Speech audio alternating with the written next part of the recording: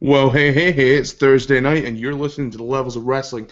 Tonight, we are talking in our breakdown about how we would look at TNA and what we would improve it with. Of course, this comes off the back of the announcement last night of certain stars showing up. I don't want to give too many spoilers away. It's Double J. You've been warned. Um, Guys, let's get straight into it. If you're listening to the show tonight, feel free to join in, use the hashtag breakdown. And don't forget as well, we will answer any questions that you have, so please feel free to send them in. Joining me tonight, we've got Chris and Paul. How are we doing, guys? Good. How are you?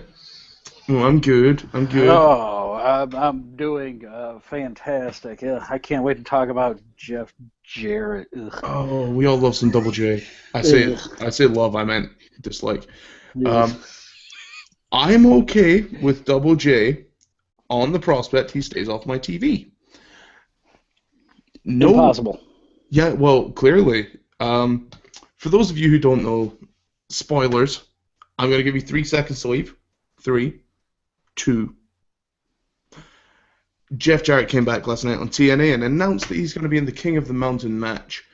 This obviously led to a lot of speculation, and people are unsure whether it's going to be like a Global Force Wrestling invades TNA or vice versa. Personally, I think Jeff has his finger in a lot of pies, and he's ready to buy a lot of TNA if he can. That's just me. I could see it happening. But just in case, we want to give you our reasons for what we would fix in TNA. So what is the first thing, guys, that you would like to change? Dixie Carter. Yep. Do you know, funny enough, that is the first thing on my list as well. I've said I don't want to see Dixie Carter on my TV, and I don't want to see her involved in any creative processes. She's almost like a marked lady now, in that when people see her face or hear her name, they shy away. Dixie Carter is not a Stephanie McMahon. She tries to be, but she's not. I'm not even sure I could put her in the same league as Stephanie McMahon. She thinks she is. She acts like she is, but she's not. Like, obviously, I don't know the woman personally. I'd like to think that she's probably a very nice woman. I mean, people do speak very highly of her. However, she doesn't seem to know much about business. And that's just my opinion anyway. Paul, what's your thoughts? Why do you want Dixie off TV? No? Okay. Did we lose Paul? I think we lost Paul. Chris, what would be your main reason then for wanting her off TV? Because she's terrible. There's no simple one reason. It's just overall terrible. Everything is about Dixie Carter. Yeah, I kind of struggled when it came across with the whole Dixieland stuff, and then they brought in EC3 to be a Carter. It's a really good character, but I didn't like how he had to be paired with her. It got him some really good heat to begin with, and then when he got away from her, it became very apparent that, he didn't need that. But Dixie Carter is almost like, I don't want to say it because we've said it about Tyson Kidd before, but she's like a black hole for charisma. She is someone who was behind the scenes and went, oh, I know, I'll be on screen. That's not a good idea. There's a lot of people that are behind the scenes for a reason.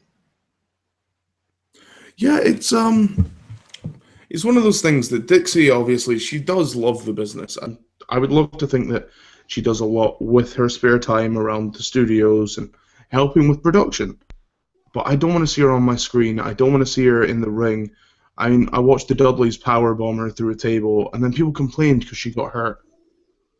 I don't get that. I mean, keep her off the TV, solve that problem. She's not a wrestler. How do you expect her to take a powerbomb and not get hurt? That's the logic. I would, Oh, she did a really nice Vicky Guerrero tribute act, basically. That's kind of how her character was there in the last run. I thought that she was But, you really you really have to toe the line when you are the actual, owner of the company, that type of thing, how you're portrayed on TV. You got to be real careful and real savvy. She's neither one of those. Yeah, it comes across as she's very much, like I said, caring about her company and the wrestlers that work for her, but it doesn't seem like on TV she understands what's going on.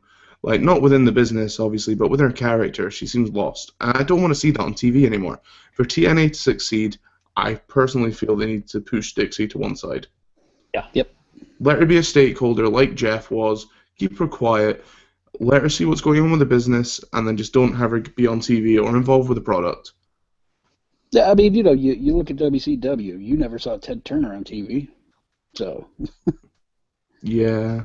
that Just was- quickly, how do you feel about the comparison people are saying about TNA is currently like WCW was in the last few days? I personally, I find that insulting to WCW, and I like TNA. Yeah. I mean, TNA came out of the ashes of WCW, and it was really successful there at the beginning, and then it just became a WWE knockoff, and now it's I don't even know what it is now.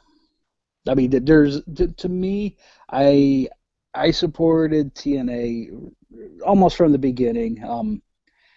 From when they had like the dollar pay-per-views and those types of things. And I was with them for a long time, and that company burned me one too many times, where my fandom is shot on them. So.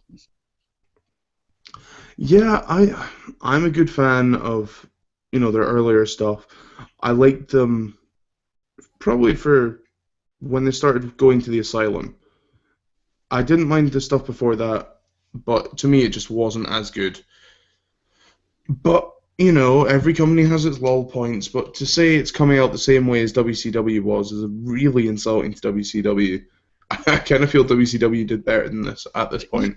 Yeah, I mean, you even look at WCW's ratings, even though ratings, for the most part really don't matter too much nowadays. They were gigantic, even like right before they died. Yeah. They were putting up numbers that Raw would kill for nowadays. Right, So. and that's even with Scott Steiner holding that belt. Yeah. Okay, my second point about helping TNA. Keep Jeff Jarrett off my TV. The only way Jeff Jarrett should be allowed to be on TV is to promote Global Force Wrestling. I was going to say I wouldn't mind having him on as a general manager, but See, he's done that before, and it always results in the same thing. Same as all authority roles do. They end up involved in a match. yeah. To be fair, well, they don't have to. I mean, let's look at Brad Maddox. When he was GM, he was never in a match. He ended up against Ryback. Not because he was a GM. No, I suppose that was before that, but still. Just this idea of having Jeff Jarrett on my TV, it almost goes back to like, here's what we used to be. Look, we've got a six-sided ring again. We've got Jeff Jarrett.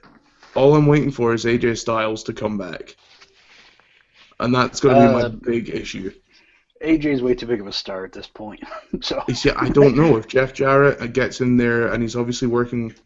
Is there a thing with Global Force Wrestling and Ring of Honor? I don't remember. We don't know yet. The thing is that it's almost Global Force really isn't anything. They don't own any talent. You know what I mean? I mean they just bring in talent to do shows. So Of they course. really don't have a roster really. See, what I was thinking was. I mean, they just have guys from other companies. Right, but what I was thinking was obviously he's got Luke Gallows. He's. You I'm do Bullet Club. Yeah, I was going to say he's got a lot of Bullet Club involved. All it's going to take is one AJ Styles appearance and ratings go back up. Honestly, that might be one of the things that could kind of bring me back in to perk up my ears a little bit. Is to do that invasion angle, the invasion angle that always kind of works. Yeah, it does. It always kind of works in one way or another because you get hooked in. Right, and AJ is the perfect guy. He's the one guy that can make it work there because, you're not going to get a big star. You're not going to get a Daniel Bryan or a CM Punk, or a John Cena going there. That isn't happening. Well, this sort of brings me to my second point now, because we discussed them having a lot of talent but isn't on a roster. The other issue we've got is a lot of talent that's come from WWE, and I mean, I'm looking at Impact. The poster, the commercial poster, they have Impact Wrestling on Destination America. Mm-hmm. And you got one of the Hardys, Kurt Angle, Bobby Lashley. It's like, well, 3 out of the 5 guys that are on that thing are from WWE. Mm-hmm. They don't have their own stars. Right. Right, and that brings me to one of the points that I had wrote down, is that they don't develop their homegrown stars anymore. They There was don't keep them. Yeah, there was a very long time with obviously guys like James Storm, Bobby Roode, AJ Styles. I don't want to say Chris Daniels because obviously he done Ring of Honor and stuff like that. So did AJ, but I would put AJ and Chris Daniels In and that Samoa case- Joe. I would put all three of those guys as TNA guys. When I think of them, I think of TNA. To me, TNA at the moment is the opposite of ECW. ECW was well known at the time for being the guys that developed.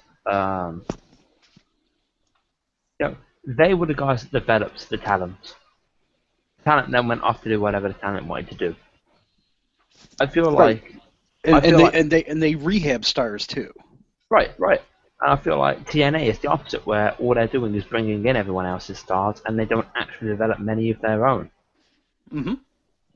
And that to me is a big issue. You need somebody who knows how to develop a star. Right, I would and that's where a WCW comparison comes in. I mean, you look at the last 4 years of WCW. How many guys did they make? Goldberg. That was it. You say that Guerrero, Chris Benoit. No, These guys. Go ahead. I was going to say these guys weren't made by the company intentionally. That's not what I'm saying at all. But they were still made by the company. No, I mean, came up through their system. Wasn't a name before they got there. That's basically what I mean by making a guy. Right. Okay. Right. like I would love to think that obviously we were talking about an invasion angle. I'd love to think if they did do that, and I can only imagine that the internet fans out there are hoping that Bullet Club do get involved, and do they end up like the NWO? But do they get handled better? That's my worry. Well, they're already a parody of the NWO. So. Yeah, but what I mean is, like, does Jeff treat them that way? Do TNA let them run wild?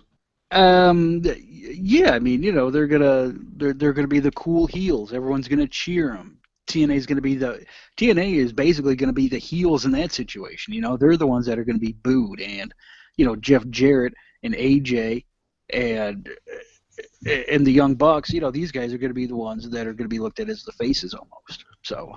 I mean, already with the announcement of Double J being in the King of the Mountain match, I'm seeing the win going to Jeff Jarrett and people from Global Force Wrestling helping him. If they do it right, okay. I think it needs to be 3 or 4 smaller guys, and then there needs to be one big guy come out and help him. When I say big guy, I mean like big name guy. Right. Come out and help him get the win. Let's make it AJ, because how good would that be to spit in Dixie Carter's face when AJ Styles helps Jeff Jarrett take the company back? That's the only way to work it. And of course, I think that would get me to watch. It would be great, but let's be honest, do we see it happening? Well, I mean, AJ, he's writing his own ticket at this point. I mean, he's making good money, and if they pony up the buck for him to do it, I think he'll do it as long as it doesn't get in the way of his other commitments. I would hope so. It would be nice to see. Moving on to my third point, which kind of ties into this. Continuity and better stories. Yes. That's something most companies could do with now. Yeah, it is. TNA, however, have this horrible thing of they'll start a story and then not know where they're going with it. What I mean by this is Mickey James got pushed in front of a train recently and is then on TV the next week. Yeah, I feel stupid saying that. It's like Samoa Joe getting kidnapped by ninjas. Oh, God. Yeah, that's exactly what it's like. They have such a long history of mismanaging talent, putting them in shit storylines that go nowhere. I mean, you look at the whole paternity case here with AJ. I was thinking with Claire Lynch. Oh my God, I loved Claire Lynch, but oh, she was so good. She was so dry. I mean, if I could cast her in any film, she is like the Dementors in Harry Potter. She sucks the life out of everything. She was wonderful. See that? I made a nerd reference. Go me. That went over my head. Oh, shame on you. I don't watch Harry Potter. Old man Paul strikes again. I know, old man Paul. He likes the real version. He likes Lord of the Rings. So. Do you know what I like is the fact that I said old man Paul, you spoke, and then your picture pops up with you pointing at the screen like you're telling me off. That's right.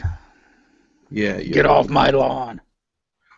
But yeah, continuity and storylines in TNA have never been a strong point. I mean, I think back to things like Fortune and yeah, all that kind of stuff. So many good guys, aces and eights. I mean, it's all factions, and that's what leads me to worry if Bullet Club do get involved. What happens? I mean, is the whole company going to be Bullet Club, and there's going to be one guy, and that's going to be Sting? You know? Yeah, now that you're saying that. Yeah, you see, I fear it's going to happen. It's going to be all these old WWE guys against Bullet Club. That would also be quite entertaining to watch, though. But then it's still not TNA though. It's still old WWE guys taking on New Japan guys. So let me ask: do you prefer the TNA 6-sided ring, or do you prefer TNA 4-sided ring? 6. I'm kind of torn because originally they had 4 and then went to 6, went back to 4, and have gone back to 6.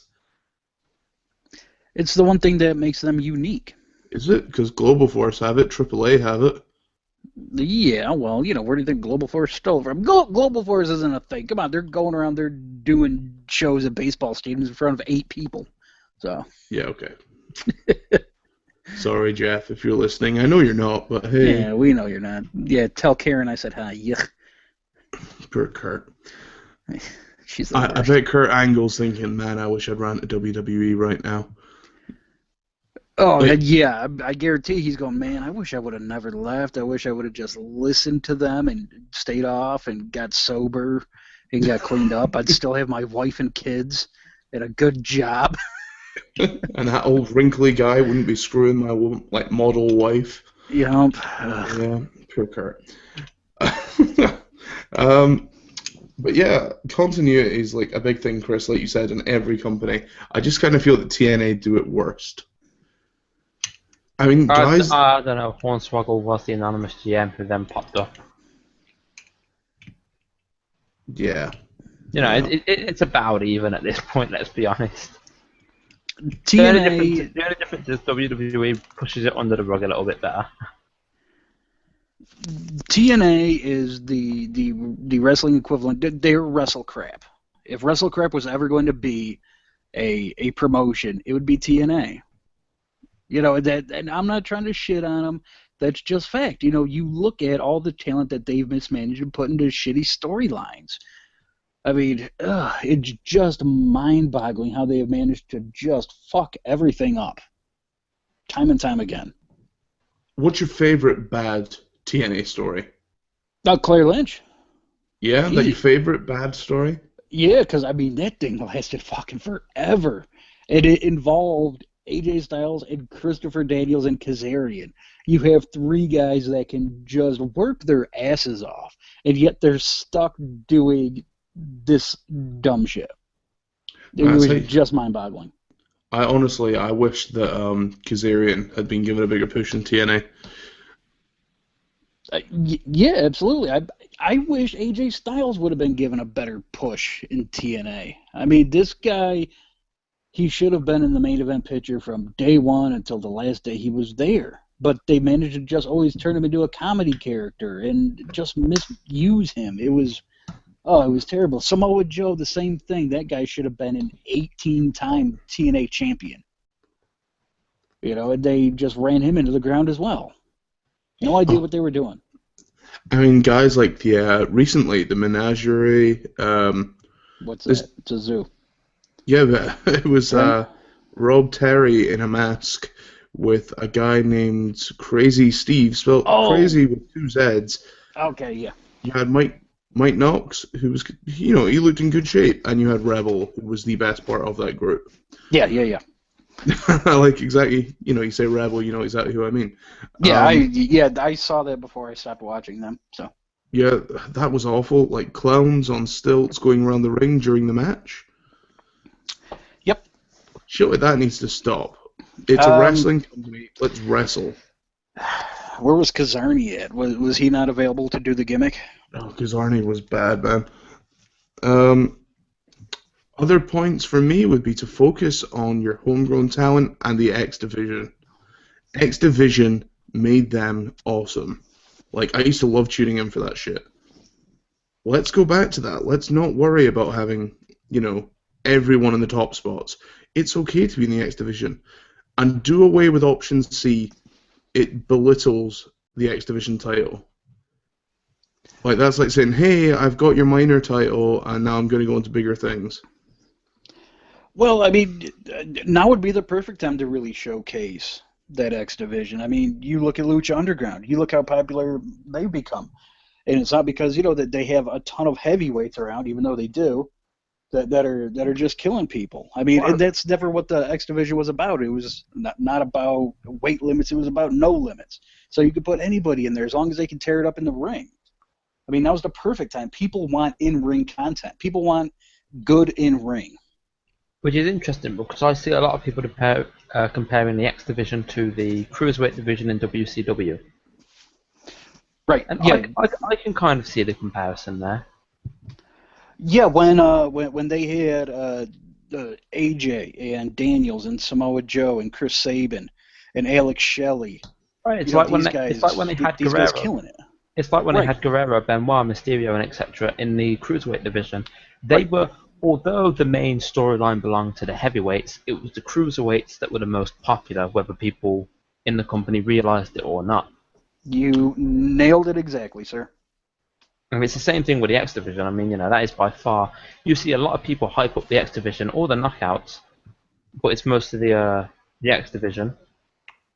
And the company sort of goes, well, okay, it's there.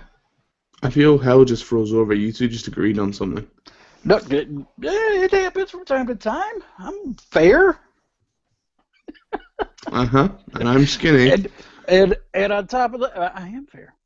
And you've made a great point about the knockouts. Showcase them as well. Do what WWE isn't doing with theirs.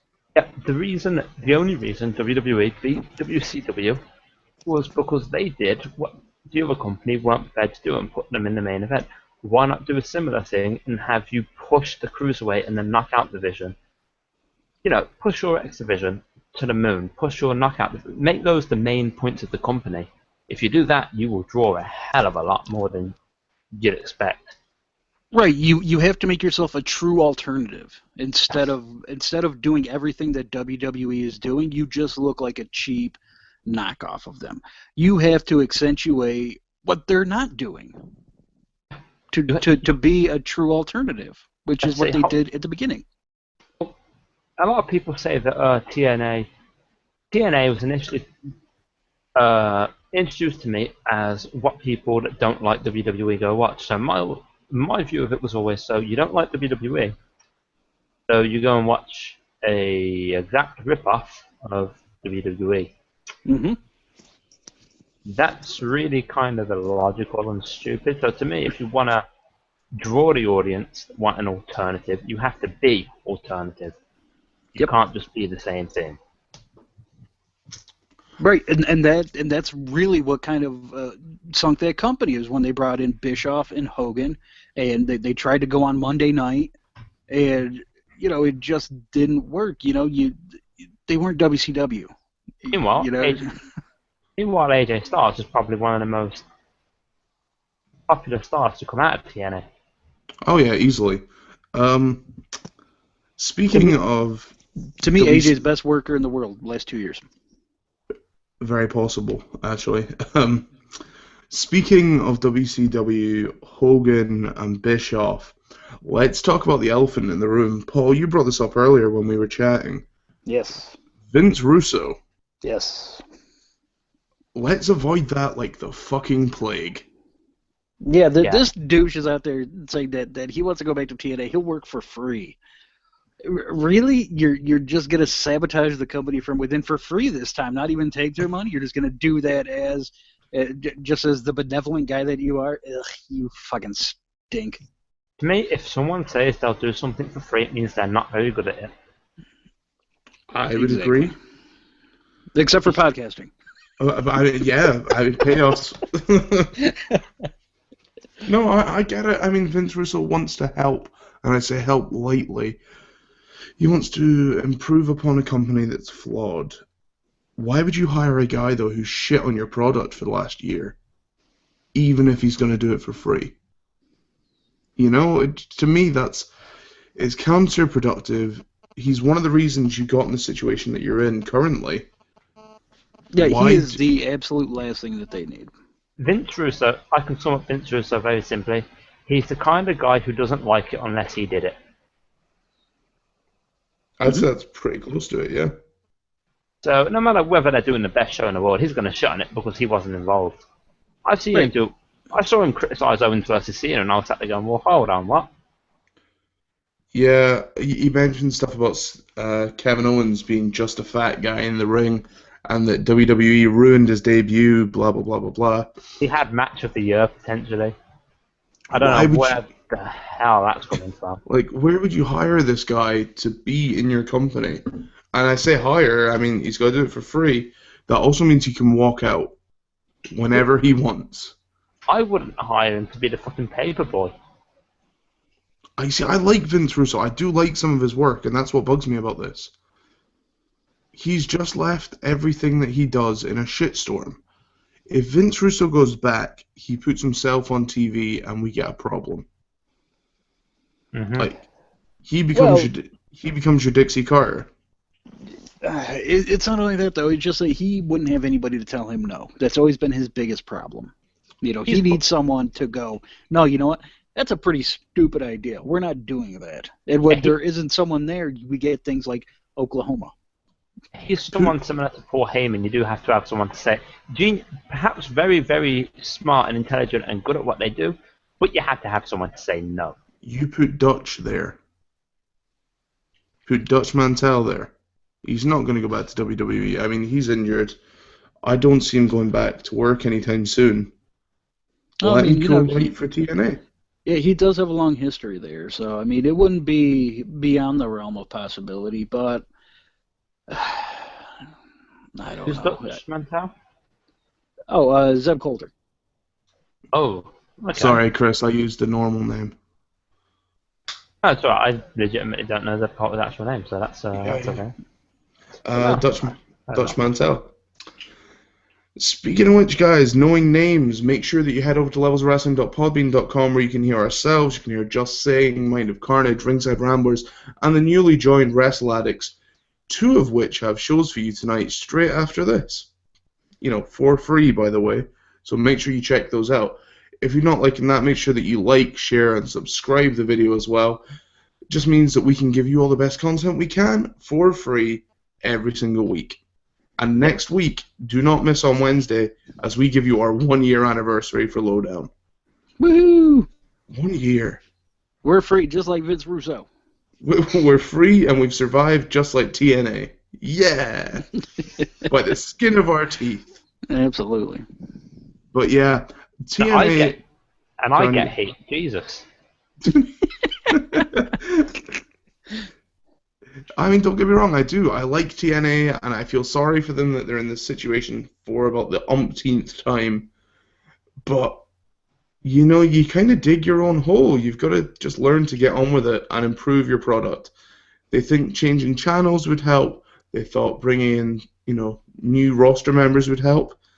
I mean, apparently coming out of last night's tapings, the roster were very disappointed. I mean, they were very put down and the morale was terrible because they didn't know Jeff Jarrett was going to be there. They didn't know Vader was going to be there. They didn't know Matt Morgan would be there. When WWE does something, there's normally a hole in the script. When TNA did it, there was a different segment scripted to that time that just didn't happen. Nobody was told. To me, at least the top star should have been told. I would like to think your locker room leader would have been told. That's what gets me. Yeah, that's what I mean. Purely so that when the guys are like, "What's going on?" the locker room leader can go, "Yeah, okay, this has happened. This is what's been going on." you know, let them have it be explained to them afterwards that yeah, we had to keep it a secret because this. But yeah, it was all right. I mean, don't get me wrong. I understand they want to keep it a secret. It was going to be a surprise. It wasn't very much of a surprise though when someone tweets it out on the internet, taking photos from the taping. This is the issue. Taping a show damages the show, especially in modern days. Okay, do you make TNA live then to improve it? No, because they'll probably screw it up. What did you say, Paul? Cost too much. I would think cost wouldn't be an issue if Jeff was taking it over again. Jeff isn't a billionaire. No, he's not, but I think they could fund it with the right people. I don't think that he has that. He had a couple of sponsorship deals. Yeah, but I worry that everything would be covered in their kind of logos. It'd be like a boxing ring more than a wrestling ring. Isn't WWE kind of like that though? Sometimes. Only when it's Susan Coleman. I mean, the pink ring, that's cool. They're doing it for a good cause. But what I mean is, like, it would be a wrestling ring that looks like a boxing ring. There would just be brand names. There would be different colored ropes. Turnbuckles would all be different. You know, wrestlers... I'd hate to think that they'd do that to wrestlers' clothing. Brock. They would though. Oh, could you imagine Brock coming out in different colours shorts with different adverts on it? Yeah, it's not comfortable. But no, Coca-Cola. This idea that TNA could go live, I only asked that because I had someone suggest it on Twitter as well. If TNA went live, they would do the same thing we did before, where they end up getting smaller crowds and not expecting it. And you can't cover up for smaller crowds if your camera's stuck in one place. You know what, though? Live or taped, it doesn't matter. I mean, look at Lucha Underground. They're taped, and they're a fantastic show. That's very true. So, yeah, it's all about the content. I think the one thing that really gets me with TNA as well is production, and I hate saying that because I like watching cheaper shows sometimes. Their lighting just seems really off. I don't know what it is for the TV product. They've got this idea that if they focus all the lights on the ring, it all looks fine, because all the action is then highlighted. And there is logic in that, I get it, but it doesn't look right. You know, it's almost like you're shading your audience. Right. You know, if you don't have the budget to do certain things, if you don't have the know-how to do certain things, don't do them. I think that's a lot of it, yeah. That's been their problem for the past, 7-8 years. Is that they're trying to be something that they're not. It just comes off as tacky and second rate. Okay. Chris, you sounded like you were going to say something. Nope. Okay, sorry, I thought you were going to interrupt Paul. Guys, I know obviously we said maybe about this invasion angle happening. If you could pick any 3 guys to come across, who would you take? Let's say for Slammiversary, who are the 3 guys that show up? From any company. From anyone that's involved with GFW, because I imagine that's who's going to be involved. I was going to say Brock Lesnar, John Cena, and Randy Orton appears from Holiday. Yeah, I would take those, sir. RKO out of nowhere. Literally. AJ and Doc Gallows and Machine Gun Anderson. Can I say Bullet Club? Yep. There you go.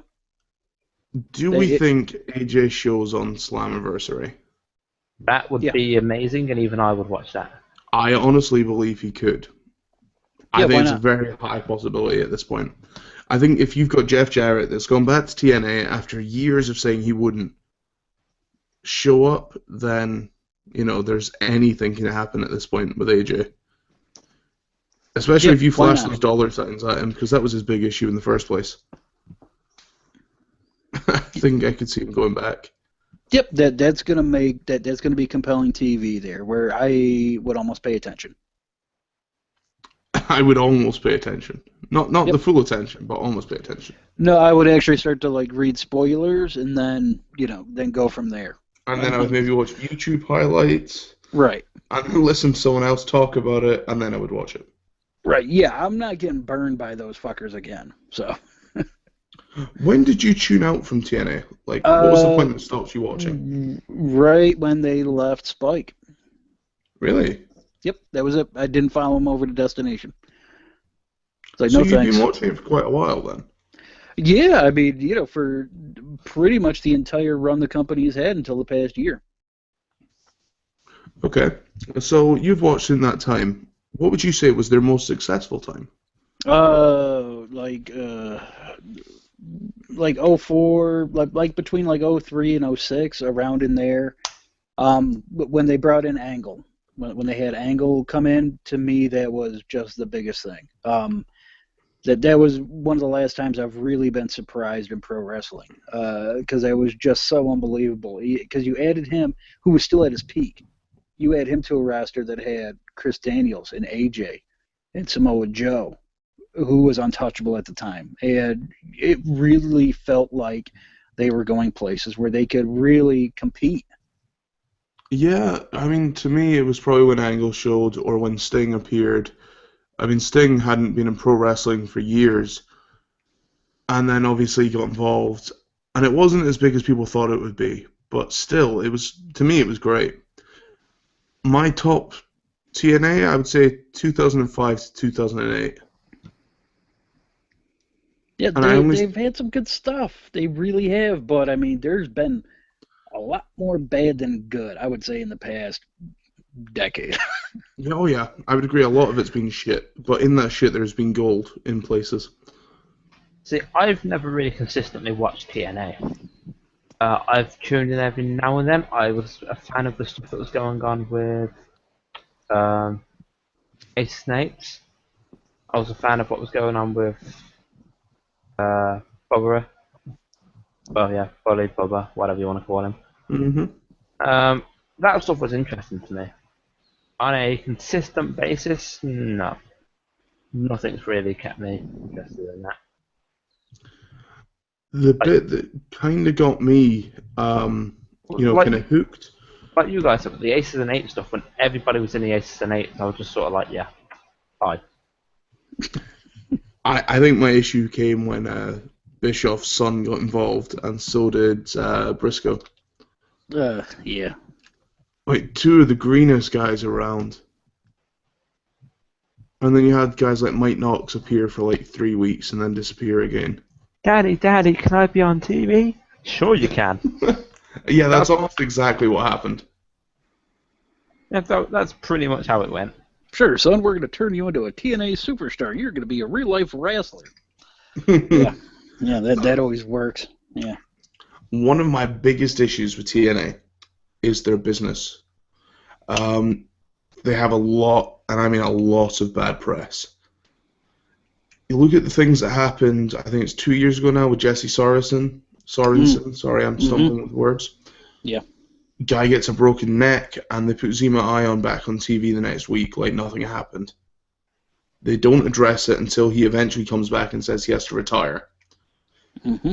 He retires, and then it comes out that TNA haven't been paying him, even though he was promised a job. Yep. Oh. Yeah, I mean, that's not the publicity you need. They need to learn how to deal with all that stuff in a much better way. Then again, that's the type of thing that falls back on Dixie. You see, it goes back on Dixie, but I believe a lot of that comes down to, like, other stakeholders in the company. Doesn't matter.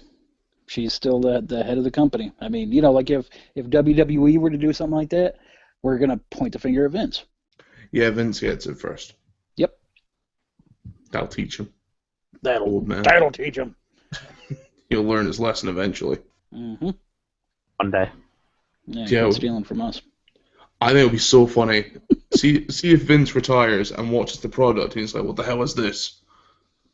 Well, he'll just realize how bad his product's been. Oh, didn't Triple H run the show on Monday? I heard. Yeah. He didn't create the script, or he was manage things backstage. That's not so bad. At least he was just managing it. Well, I don't know why people are objective to Triple H taking over. I think, especially with the fact that he's been almost shadowing Vince for the past few years in the offices, he knows the office stuff. He sure as hell knows the on-screen stuff because he knows it from both sides. I personally can't wait till he takes over. I don't expect much to change, but I expect what will change will make a bit of an impact. Oh, he said impact. What a pun. Ooh, you know what? That's a good topic for another show. I would agree. We'll talk about it next week if you want. Sounds good. Oh, yeah. Oh, yeah. Someone write that down. Chris, it's your job. Do you know what? For me, TNA have been one of those companies that they've sat through shit, like we've said, but they're actually, they have had highlights. One of my favorite things, or my favorite bad things, has to be Matt Morgan stealing Hulk Hogan's cape. Yeah, because Hogan was so well known for having that cape. Yeah, of course he was. Or Abyss with his Hall of Fame ring. Oh, poor Abyss. Is he still there? Yes, he is. Oh, that poor bastard. Yeah, they've got him in some kind of weird Japanese-style mask now. I don't like it. It looks like wood. Like a carved piece of wood. So it looks like a bad imitation of Mankind. Yeah, it does a little bit, but I prefer his old one. Well, he's always been that. Yeah, but even his stuff with Mick Foley was really good. See, when Mick Foley was in TNA, that was good. Not all of it, some of it. Wait, didn't he wrestle? Yeah, he did. Sadly. Did they make him a heel, too? They did at one point. Yeah. Yeah, Wow. I don't understand making legends heels. Not unless they're going to put someone over. Right. Okay. Someone on my Twitter has just asked what would happen if Stone Cold Steve Austin went to TNA. He's never going to TNA, so we're never going to find out. Yeah, he's never going. As far as guys that could really turn that company around, I think is kind of what that question is. I mean, who is it? Who is someone that could go in there and, boom, make them viable? To me, there's only 3 names. John Cena, Brock Lesnar, Paul Heyman. Paul Heyman showing up would be one of the greatest things. Could you just imagine how scathing those promos would be? That's about the only thing that would get me to go, okay, they're serious now. But they would have to turn it all over to him. Let him run his show the way that he wants to. He has final say over everything.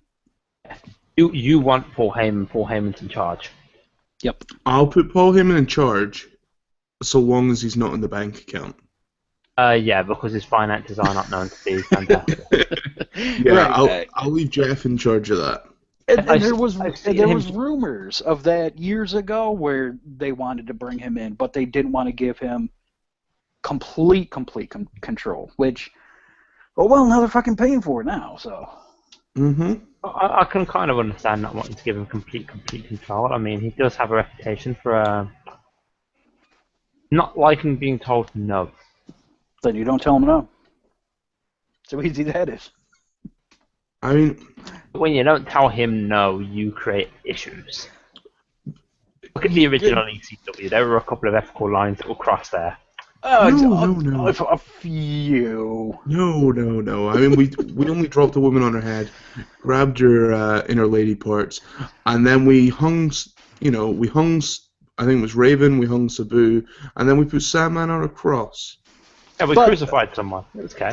Right, but that was the time, though. Now is a different time, and Paul is smart enough to change with the times. Yeah, it's only hookers now. Right. Here's the thing. I don't think he'd be interested in running anything anymore because of his kids. I think he'd be more interested. Paul Heyman seems like one of those guys that would just be like, "Oh, there's power. My family could win off this." I think you know what? If they're still around in a couple years after Lesnar's contract is done, and he's really not needed there at WWE anymore, it wouldn't surprise me if TNA's still in business for them to go, hey, here's one last challenge for you. I don't think Heyman would accept, purely because a few years ago we had it where he was on bad terms with Vince, and it was likely that he wouldn't give a shit. Now that him and Vince are getting on better, now that they're more relaxed and they're friends again, I don't necessarily see that happening. I don't necessarily see Paul Heyman turning around and going, well, Vince, I'm off to work for the opposition. I'll put my foot in it and say the only way it doesn't happen is if Paul Heyman gets put in the Hall of Fame the year Brock Lesnar's contract runs out. Right, or unless they keep him on. Let him do something there. Because he is such a wasted talent there. Have him write scripts for NXT. I was going to say something controversial then. Go ahead. Have him take over Dusty's job, teaching him how to cut promos. I would be okay. I'd be okay with it in some ways. I would still rather have him in a creative capacity, though. Yeah, but Vince is never going to give him creative control again. Right. Vince looked at the ECW and went, well, this isn't going to happen. You get that right voice in his ear, that right person to just play devil's advocate to Paul Heyman. You know, just to present it as enough of a challenge. And I think that he's competitive enough that he would take it. But, you know, that's 4 years down the line. That's a pipe dream. I mean, hopefully TNA is still in business at that point because, you know what, the more companies out there, the better. The more options, the more competition, the more places for guys to have jobs, the better. It brings me to a little comparison because if Global Force Wrestling is doing what it's trying to do and uniting all of these smaller companies, it reminds me of what the original WWF did with the territories. I was going to say, so the territories, yeah. You know, for people listening that don't know, the WWF territories, you didn't have one big company back in the day. You had all these little companies that were about, you know, you had companies down in Texas and ones in New York. They did local shows. They didn't necessarily do everything across the country. It was when wrestling was great. Mm-hmm. It's when a lot of people think it was at its best. And Vince McMahon Sr. went around and he brought out all of these little territories and put them all together into one big company, which is now WWF, WWE.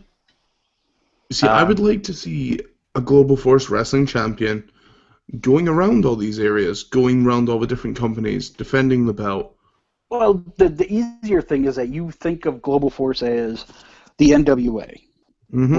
Where they're not an actual company themselves, but you know they're like they're an overseer. They're a brand name. So allow me to interject here and go. So like us. Exactly. That's what we are. We are like the NWA. Except less. Well, yeah, I guess. At the moment. Now, I guess, but you know, but we go over, but we go over onto other shows. We're touring champions, like Ric Flair was in the '80s, right? Okay, like Dusty was in the '70s. You know. Yeah, I'm cool with that. Let's go with that. That's what we are. But yeah, I would like to see them do something like that. It'd be a really cool idea, like Chris said, with the territories. You've got New Japan. They've got, I believe, AAA. I think they're in talks with Ring of Honor. There's 3 UK companies involved with them. They're talking with, I assume they're talking with, have talked with TNA. Yeah, we can only assume at this point, but it's fairly obvious. There was an Australian company they've got involved with, South African companies. They've got all that going on. Well, here's a question, and this is the interesting part. When WWF did this, they became a big company that was very successful. Could the same thing be happening here? Could we see a company emerge from this that can challenge WWE? No. It's not the right time. Wrestling is not as big as it once was. However, if they can create enough buzz with the territories, I'll say 25 years from now, you could have a company almost as big. Yeah, you need somebody with more money than Panda Industries has access to. You need someone like a Ted Turner, Richard Branson. Yeah, that has unlimited income and can put that TV show on wherever and whenever they want. Simon Cowell, Richard Branson, they're you two guys. Go talk to them. I'm telling you, if Richard Branson turns around in a couple of weeks' time, a couple of months' time, and says, "Oh yeah, I'm financially supporting this company. I want a fucking share of that now." It was me, Jeff. It was me all along. It was me all along. Damn it. But that's what it would take. Because you would need someone with that kind of money. Because that's what brought WCW to the dance, was that they had Ted Turner with 2 networks where he could just put wrestling on whenever he wanted to. And that's what it would take nowadays as well. Plus, you would need a network too. That's important as well. Right, so do it with Richard Branson, go through Virgin Media. That's the only viable way of doing it. Unless one of us wins the lottery, and then I'll back him, so that'll show Vince. That'll show him. Yeah, I'll get him back. He'll That's see. time he stole our ideas. He'll see. I'm not going to lie, if I win the lottery, I'm investing in WWE. Problem solved. But then again, though, there still isn't those stars. That's the even bigger problem, is that there isn't the stars nowadays that, like there was back in the late 90s, that would be able to go over there and for you to go, holy shit, that person's there now? I mean, it would really take a CM Punk or a Brock Lesnar. You know, someone like that. CM Punk, to me, would be the key. Right. Can you imagine if they signed Punk? Ooh. Yeah, you need that absolutely insane billionaire, That will never unlimited happen. income to That do will- whatever, and to go, hey, Punk, you're coming to work for me. Yet they That can't shut up. afford Punk. Just shut up. What is your price? That will never happen. But if it did, holy shit, that would. Vince McMahon would be. Triple H and Vince McMahon would be sat there like, well. Right. To me, that would be the one guy that would make them viable. I think if you put AJ the New Bucks, you get Chris Daniels, Kazarian, you get all those guys back in TNA. Right, I could see CM Punk taking the challenge. But you still see them on Ring of Honor. You see them in New Japan every month.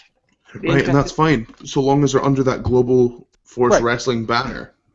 Right, it's a beautiful start in the right direction. What you then do is you take the guys from NXT, people that aren't happy, like Tyler Breeze, for example, right now. Dolph Ziggler. Oh, I knew someone was going to bring it up. He's not. To me, he's Christian. Remember when Christian jumped over many moons ago?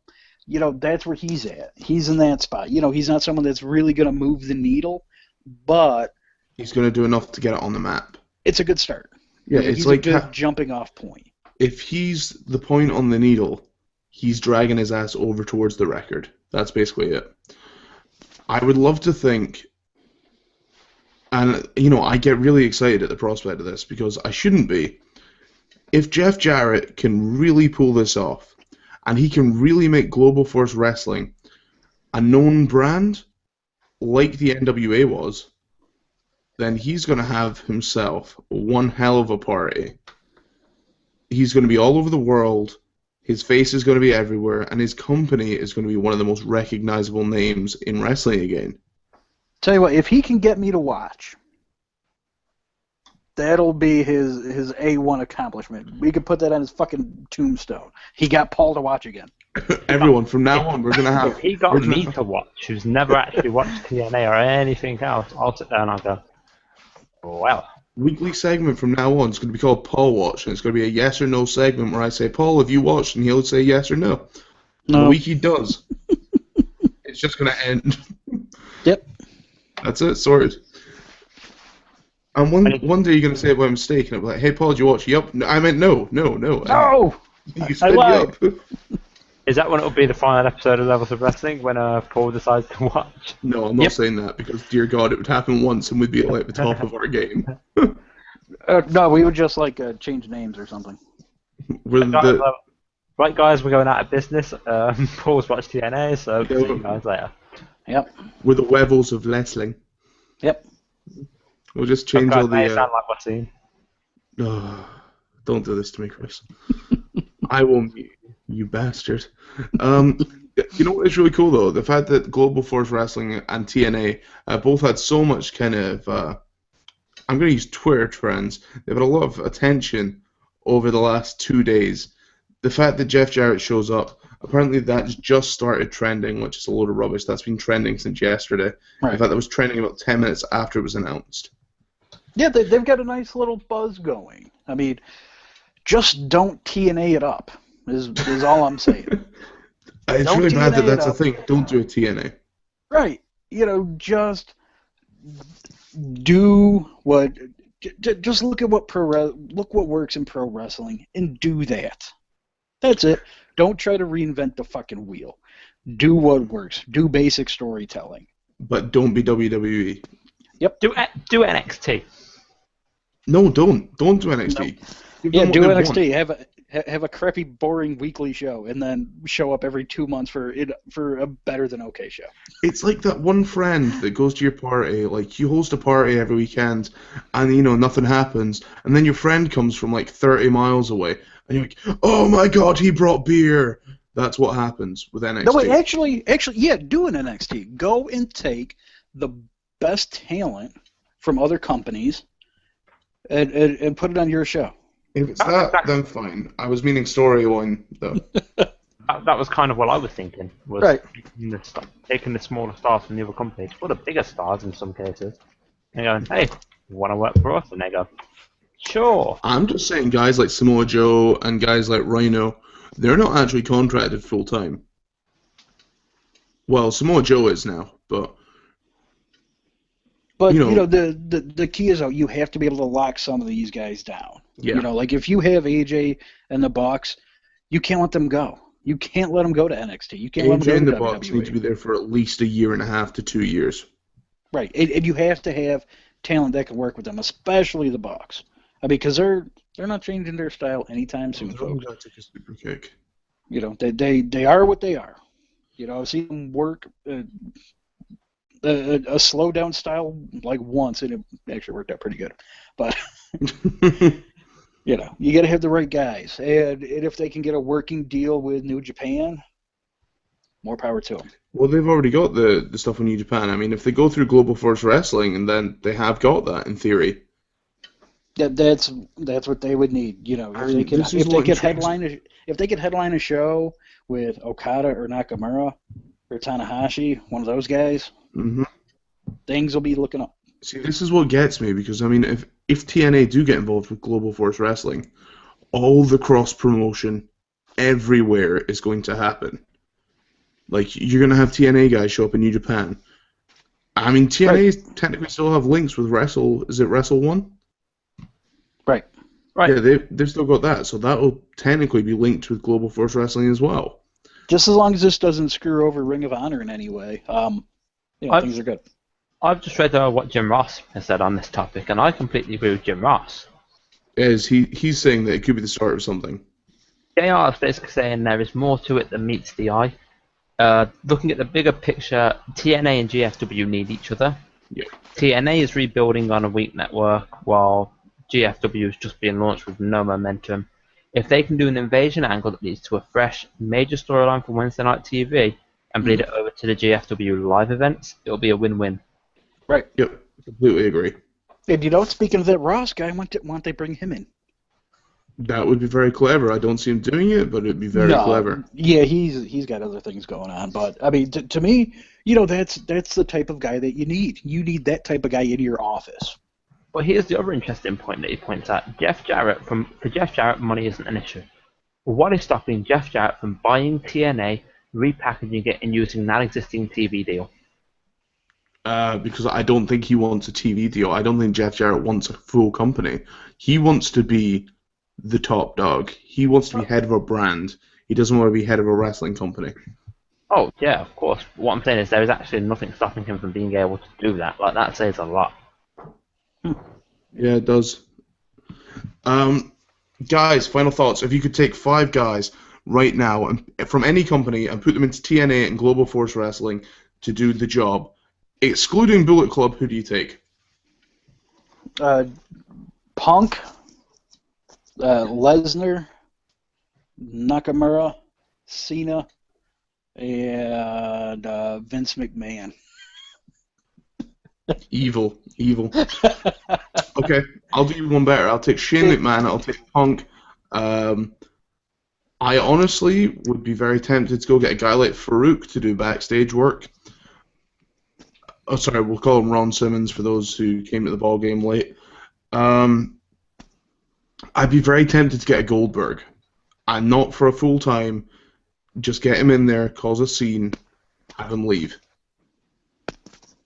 That's fine with me, but you need Punk, and you need someone who can write. Oh, okay, then I changed my Vince McMahon answer to Paul Heyman. Cool. I was going to say Punk, Heyman, Brian to some extent as a general manager. Yeah, I can see it. Mm-hmm. Yeah, no, I'm not actually sure. Cena's an obvious choice, but I don't want to go with Cena. I'm just saying, how cool would it be if Shane McMahon shows up? If Shane turned up in TNA, it'd be World War III between those companies. Yeah, that would be nuts. And if they could keep it under wraps. Oh yeah, I mean you Yeah, keep that quiet right until the last minute. Right, He and you turns do that up on a pay-per-view. You got to do it on a pay-per-view. He turns So up it's live on a pay-per-view, Right. and everyone goes, "Oh shit!" Yeah. You do that, and then the best thing about it would be that's where Jeff's unlimited funds came from. I mean, Shane runs a TV network over in China anyway, doesn't he? Oh, Yeah, he's got money. So. That's where Jeff's unlimited funds came from. Anyway, guys, we have been the Levels of Wrestling. You've been listening to Breakdown. We've tried to fix TNA. We've spoke a little bit of shit. Please let us know your thoughts on the show. Give us a like, a subscribe, share our shows from YouTube. We love hearing from you guys. We had some lovely comments last night. We'd appreciate some more. Any feedback is fantastic. Please head over to levelsofwrestling.podbean.com where you can hear from ourselves, Ringside Ramblers, Minded Carnage, Just Sing, Wrestle Addicts. And you can go to the Google Play Store. You can download our free Android app by searching Levels of Wrestling. Make sure you get in touch with all of us on Twitter. We'll keep up to date with you guys as much as we can. And please don't forget, tonight, you can still hear from Ringside Ramblers, and you can still hear 2 shows from Wrestle Addicts. They've got a very normal show for you guys that they'll do every single week. And then you've got a fantastic Rant with Ann featuring Mind of Carnage. So you're actually getting 4 of the Levels of Wrestling family tonight for free, all because we can. Guys, we have been Levels of Wrestling. This has been Breakdown, and just remember, guys, stay on the level.